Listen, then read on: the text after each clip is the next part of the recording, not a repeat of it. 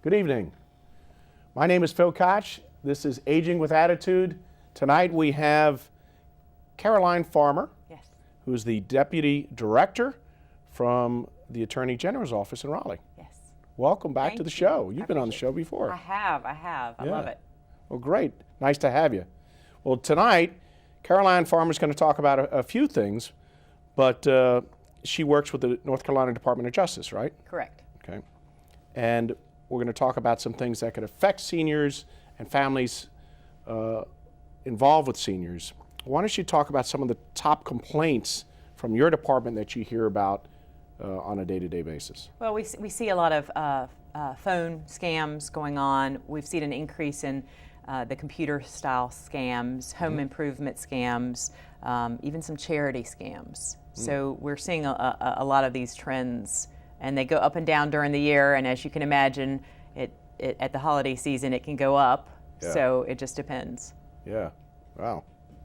So telemarketing fraud as Yes. well? Phone scams, yes. Phone scams. Yes. Give me some. I don't like the term telemarketing because it's not just people marketing. They gotcha. sometimes pretend to be doctors or to gain your trust, or lawyers, accountants, whatever it is, some position of trust. So it's not always just marketing.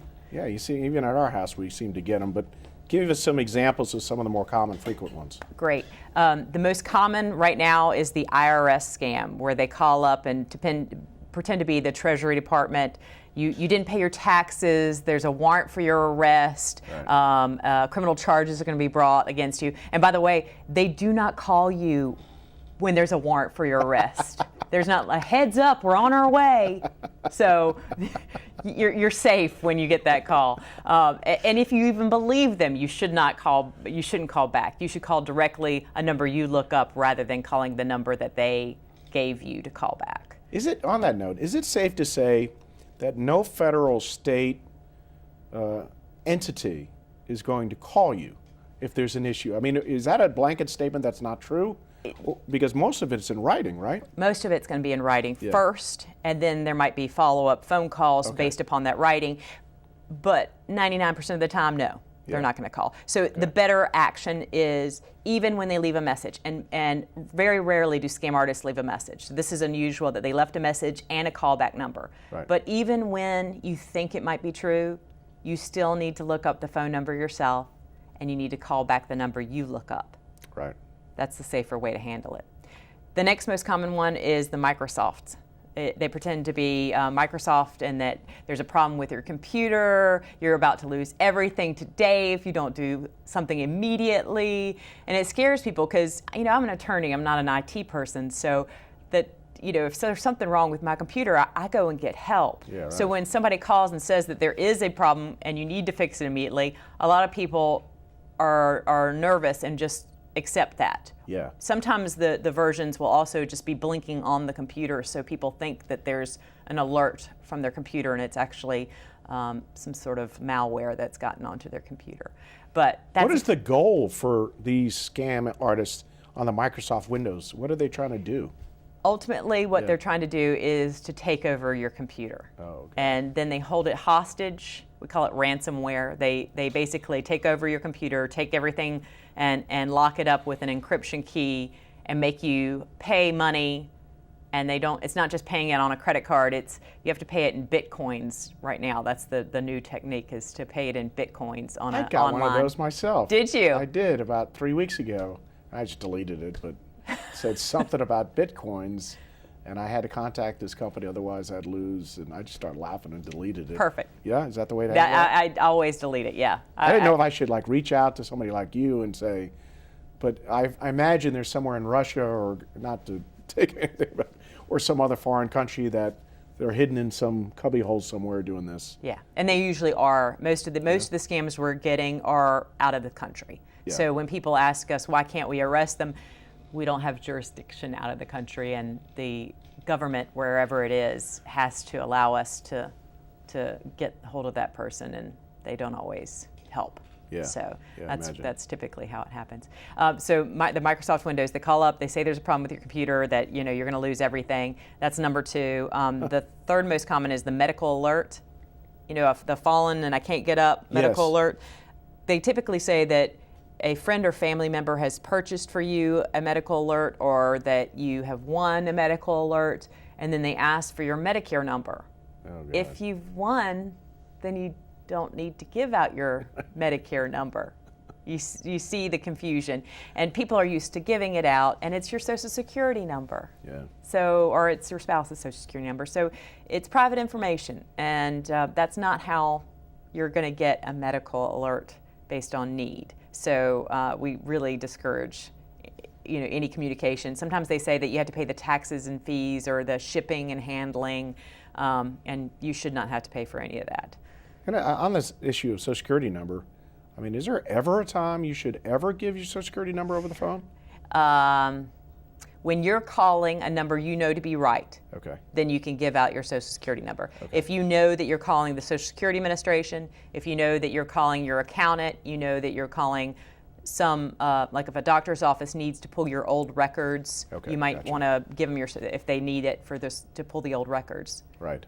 So there's occasions. If you're applying for credit, they'll need your yeah. Social Security number. Yes. Yes.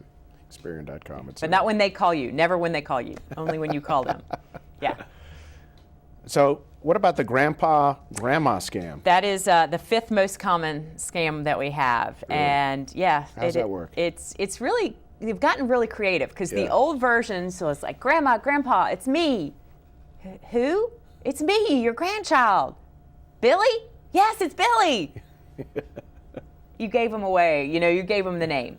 So that's the old version. The new version, they actually have researched it. They may have looked up your grandchild on Facebook or Twitter or one of these social media sites, crank called the grandchild, got a recording, and used a sample so that they can take that sample and mimic the sample. Really? So they really sound a lot like Billy. Wow. And you can imagine, most of us, when we hear a voice, that's a check off in our heads. We know that that's the person we're talking to. And so for a lot of people, they don't ask more questions. And in this situation, you're going to have to keep questioning and find out. And with the case of Billy there, he says he's been arrested, he's in the hospital, his car broke down, his wallet's been stolen, he needs money, there's some crisis that has occurred, and you have less than an hour to do something.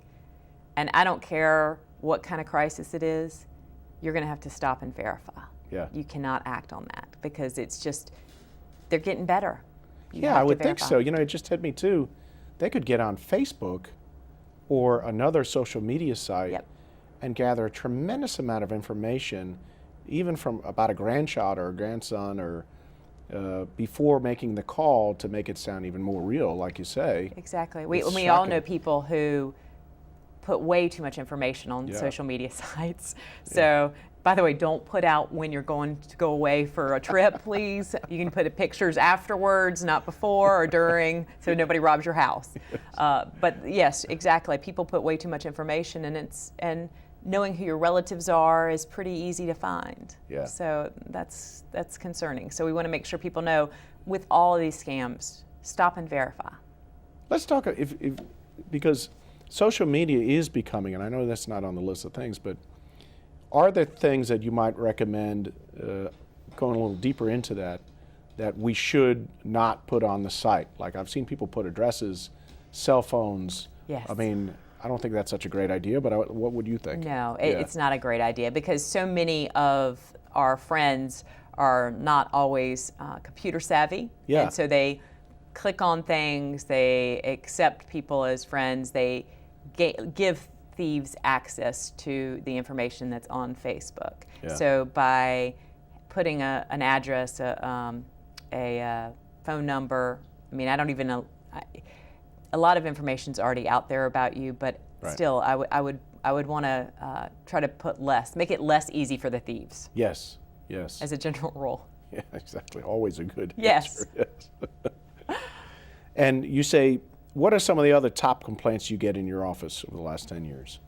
Well, we see a lot with the home improvement scams, where people drive by, they say, oh, I've got leftover pavement, I can fix these potholes, make your driveway look really good. I'll give you a cheap rate since it's leftover because I was just working down the street. And people love a deal. I love a deal. I'm a state employee. I love a deal. But you can't without checking. You need to verify which neighbor were you working on. I don't know them. I'll look them up and call them. You need to do something to verify before you ever take advantage of that kind of thing. And look up the company, make sure it's legitimate instead of a scam. We've had several people where they were taken and they said it was going to be $200, and then they came back and said, no, we said it was going to be $2,000. And people feel bullied and end up paying money that they don't even have for a job that they really didn't even need. It didn't need, exactly. Same thing goes with roofing. Like my mother was having coffee with this neighbor, and the neighbor said, I am so excited. I'm going to have a roof put on later today. And my mother was like, I didn't know you needed a new roof. And she said, well, neither did I.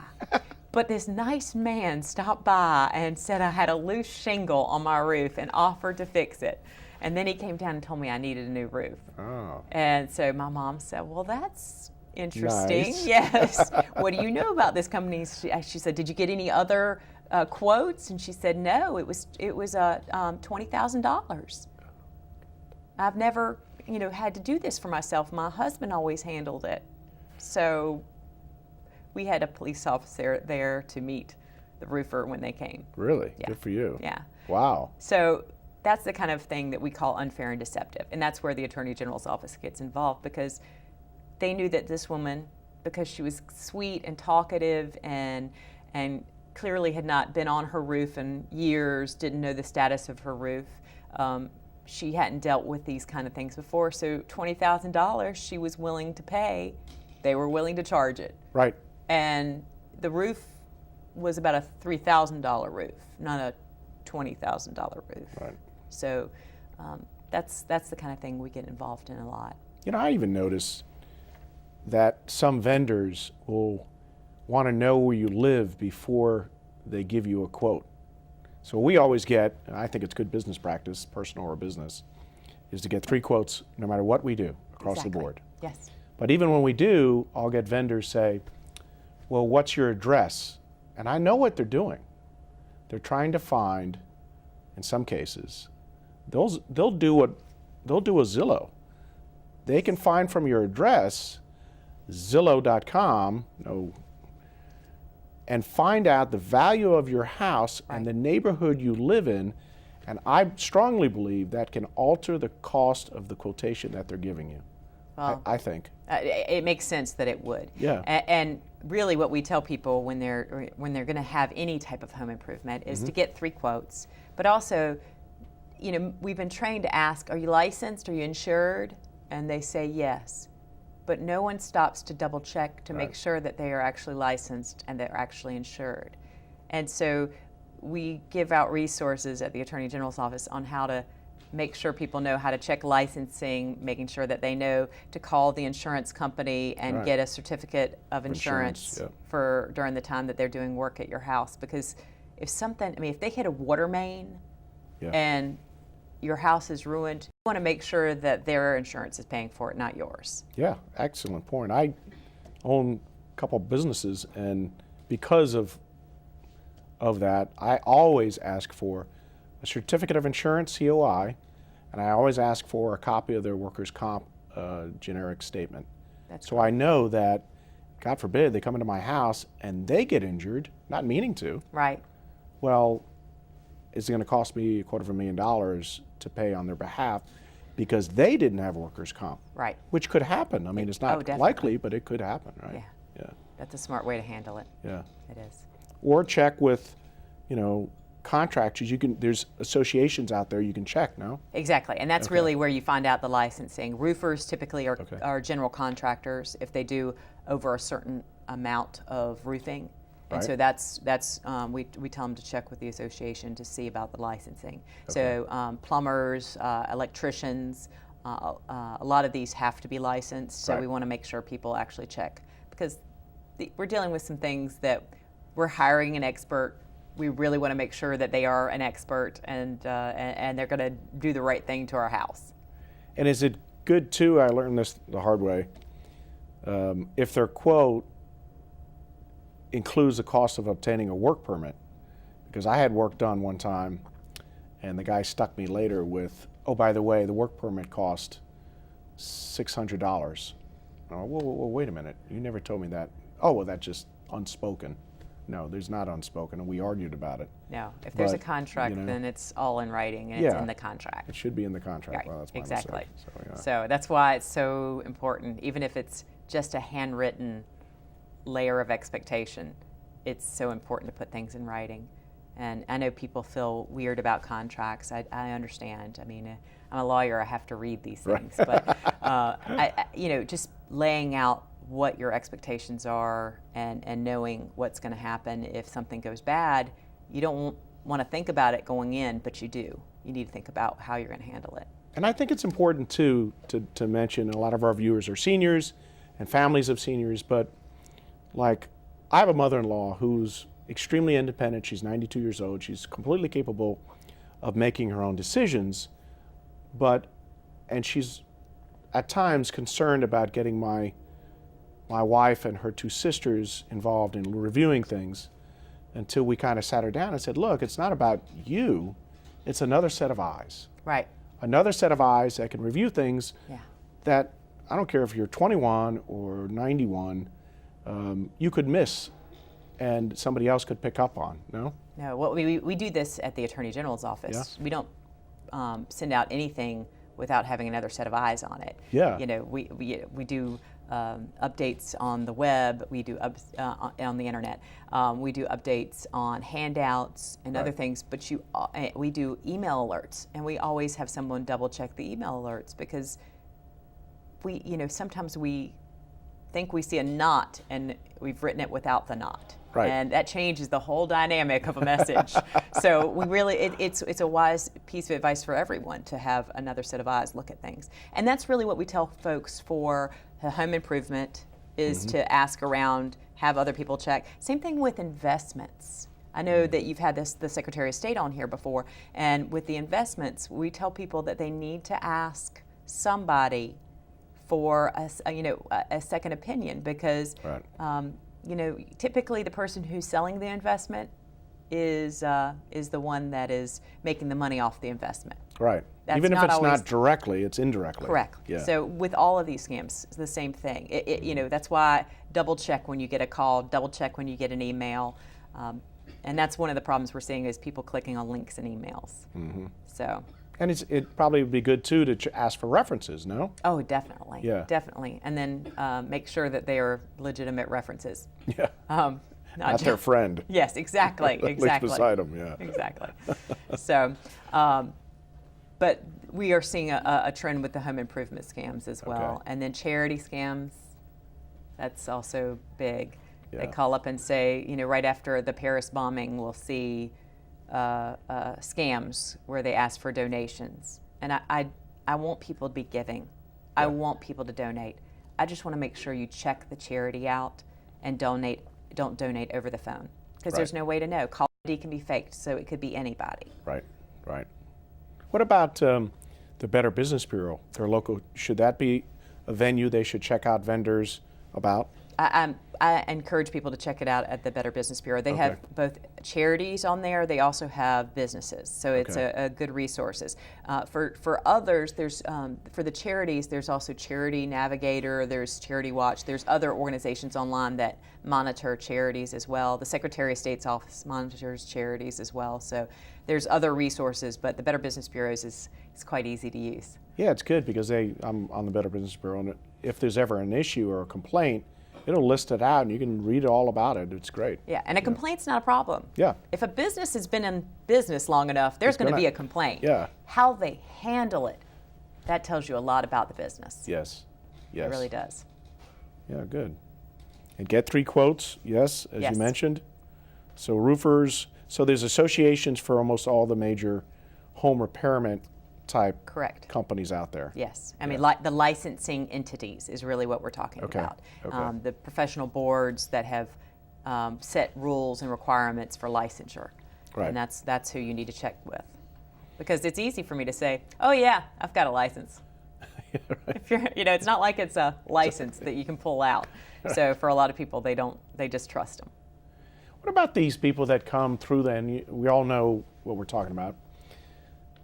They come through the neighborhoods selling things. Yes. What would you suggest about that? I mean, how do anybody of any age handle these vendors? I mean, should you ask for a copy of their license or permit or something like that, or what do you recommend? Well, it just depends, because what we've seen is an increase in scams where they actually come through and try to sell you something, but they are actually scam artists, and they're casing your house. Yeah. So whether it's a home alarm, whether it's home improvement, whether it's cutting down your trees, a lot of times it's just a ploy to actually get you to open up your house or allow them to see what kind of alarm system you have up close. Right. In our neighborhood, we have a neighborhood watch, and the officer has encouraged us to call and say, there is someone selling stuff on our street, right. And would you come and check them out? Because how else are you going to know if they're legitimate? And if they see the police and run, that's a sign. That's a red flag. That is a red There's flag. No question. Well, I had one that came to my door, and they were saying that they were trying to raise money for the local baseball team to go to a tournament. And the young man had a 5 o'clock shadow. And so I said, well, where do you live? And he said, right down the street. And I said, well, what street? And he couldn't name a street that he lived on, or which house he lived on, or who his parents were, which is a sign he really doesn't live in the neighborhood. Red flag. Yes, asking enough questions. So, but a lot of people are hesitant to call the police, and I would encourage them to know how to call. And it doesn't mean if somebody's standing on your front stoop, if you don't feel comfortable with opening the door, don't open the door. I don't. Yeah. Especially if there's not another adult in the house with me, I don't open the door. Yeah. I will talk to him through the door, but I'm not going to open it. Yeah. And I keep my house locked all the time, even when I'm in it. You know what's happening a lot, becoming more common, I see on the news, and we got a blog. We have a neighborhood blog in our neighborhood, which I'm sure a lot of viewers have similar things now. Right. It's becoming very popular. It is. Well, our neighborhood's being hit with thefts of FedEx packages and UPS packages. Yes. And they're left out there, and all of a sudden a car pulls up, runs up, grabs it, and hops in and drives away. Right. And they might be their package, or they might have had a scam. They might have pretended that was their address and had stolen a credit card and had something shipped to an address of somebody that they know is not home during the day. I never even thought about that. So they can just use the address, and they know they can pick it up and run. Because nobody's going to be there. Because nobody's going to be there and nobody's really watching. So Wow. they've picked houses like that. Houses for sale, for rent, those kind of houses make for good delivery locations. I mean, it's gotten to the point, and we've never been stolen upon, but we've talked about the concept of maybe even putting the camera systems are so cheap now compared to what they used to be. They are. Is even putting something on the front door that we could, playback capabilities, et cetera, It helps. And I would make sure that you have appropriate lighting, because a lot of the cameras need some sort of light situation outside so that you can see. And even lights that come on outside, motion sensing lights deter a lot of crime. In our neighborhood, most of us have put up motion sensing lights now. So really? Yes, which is really bad for the cats, but because during the middle of the night, the neighbor's cat will set off your motion sensor light, and you're a little nervous. So, but it's helpful to have the lights to deter crime. We have a guy that lives around the corner, and he's deputy sheriff in our county. And I was talking to him one night, and he says, "Hey, I noticed you have a security system." I said, "Yeah." He says, "I noticed the sign is on the front stoop on the way walking up to the front door." I said, "Yeah, it is." He says, "Can you get a second one from the company?" I said, "Yeah, I'm sure I could." He says, "We'll put it in the backyard, maybe up by the hill." I said, "In the backyard?" He goes, "How many criminals break in through the front door?" And I never even thought about that. I thought, what a good point. Right. He says, most of them will come through the back somewhere. Right. And although it may not be a complete deterrent, they may skip over the house if they see that a security system is in place. Right. Well, thieves are lazy. That's why they're thieves. So whatever you can do to deter is helpful. Right. Make it difficult.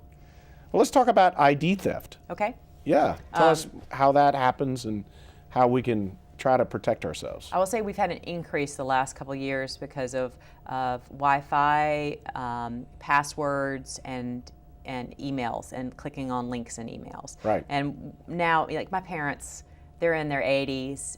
They have email, they have social media accounts, they are doing things online, shopping online, but yet they were never trained on good passwords and other things. So making Right. sure that, one of my suggestions would be pick a phrase, a quote, and either pick the first letter of each word in the quote if it's a long quote, Right. or group all the words together. So I like dandelions. Put no spaces in between the I and the like, and or between the like and the dandelion, so it's all together. Okay. And then change out letters for characters or numbers, Right. so that you can change the I to a 1, you can change an O to a 0, an S to the money symbol, an A to that @ symbol, Yeah. and then it becomes a much more complicated password for someone to try to gain access to your information. And for emails, I get sent lovely links to YouTube videos of cats doing backflips over dogs and funny creature, stories. Just make sure that if you're sending them, that you put something personal in the email so somebody knows it's actually from you. If you're receiving them, double check to make sure that link was meant for you. Right, exactly. There's some simple things that people can do. And if you're going to hop on a free Wi-Fi, look for a sign from the restaurant or the business that's offering that free Wi-Fi to make sure you're hopping on the correct free Wi-Fi. Right. Because I can be offering let's say if it's Starbucks, a Starbucks guest or a Starbucks public in addition to the one that Starbucks is actually offering. And people will log in because it says guest or public. Right. And they're actually logging in through my device. And that's that's information that can be stolen then. Exactly. Since you've logged in. Yes, exactly. I'm Yeah. getting information from you because Great. you chose to log in. Well, great information, Caroline Farmer, who is one of the deputy directors at Attorney General's office here in North Carolina. Yes. Our visitor tonight on Channel 21. Thank you all for viewing tonight. Aging with Attitude. We welcome you. A good night.